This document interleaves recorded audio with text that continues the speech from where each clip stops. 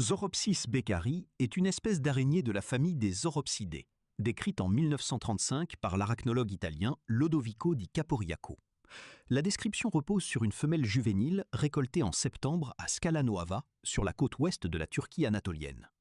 Le matériel type est donc particulièrement limité, puisqu'il ne s'agit pas d'un individu adulte sexuellement mature. L'espèce a été dédiée à Nilo Beccari, professeur italien d'anatomie comparée et humaine, ayant récolté 2 spécimens juvéniles, dont la femelle immature holotype. Les données historiques associées à cette collecte restent fragmentaires, mais elles proviennent vraisemblablement de campagnes de récolte naturalistes réalisées en Anatolie occidentale au début du XXe siècle, période durant laquelle plusieurs expéditions italiennes ont documenté la faune méditerranéenne et proche-orientale. Ce choix taxonomique a ensuite été discuté. Plusieurs auteurs modernes, dont Daniela Sherwood, ont souligné les limites de la description originale.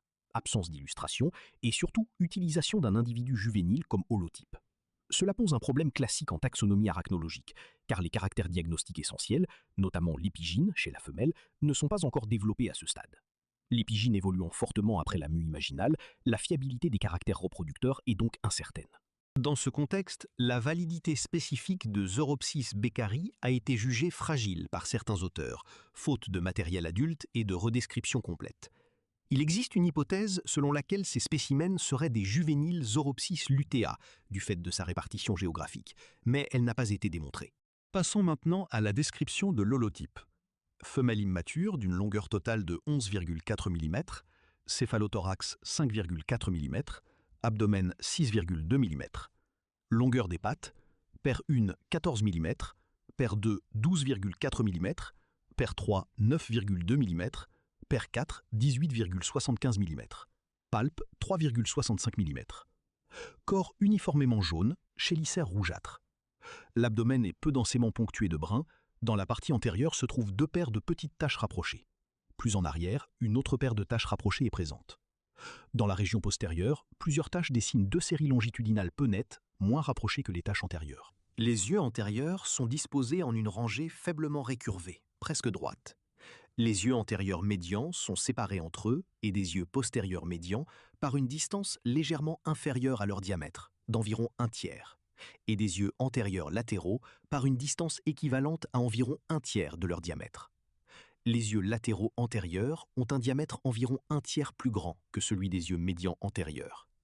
Le diamètre des yeux médians antérieurs est équivalent au rayon des yeux médians postérieurs.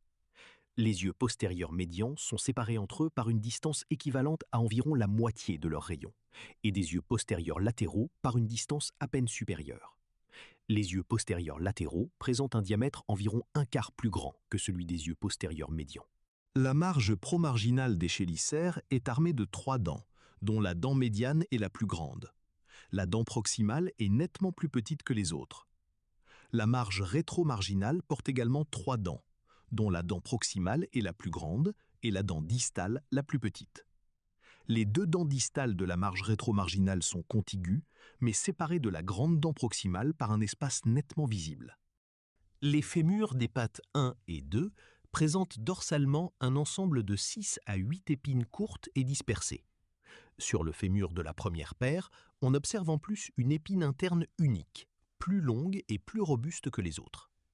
Les fémurs des pattes 3 et 4 portent une armature dorsale plus structurée, une rangée médiane composée de 3 épines, flanquée de chaque côté d'une série latéro-dorsale de 2 à 3 épines.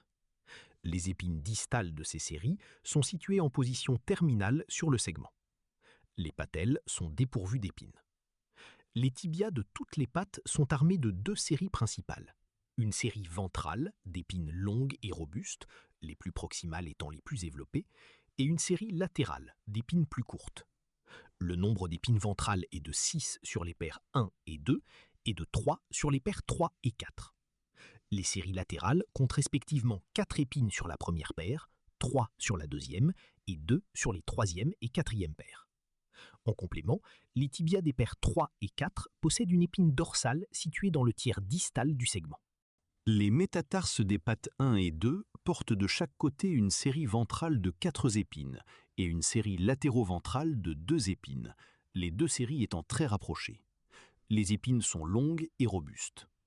Les métatarses des pattes 3 et 4 portent de chaque côté une série ventrale de 3 épines, assez longue, ainsi qu'une série latérale comportant 2 épines sur la 3e paire et 3 sur la 4e. Les séries latérales sont assez éloignées des séries ventrales. La 4e paire possède en outre une épine dorsale. L'épigyne n'est pas encore pleinement développée. Pour Caporiaco, cette espèce est suffisamment distincte sur la base de la disposition des yeux et de la dentition des marges des chélicères. Merci d'avoir regardé cette vidéo. Pour me soutenir, abonnez-vous et likez la vidéo. Je traiterai d'autres sujets en rapport avec les Sauropsidés. À plus!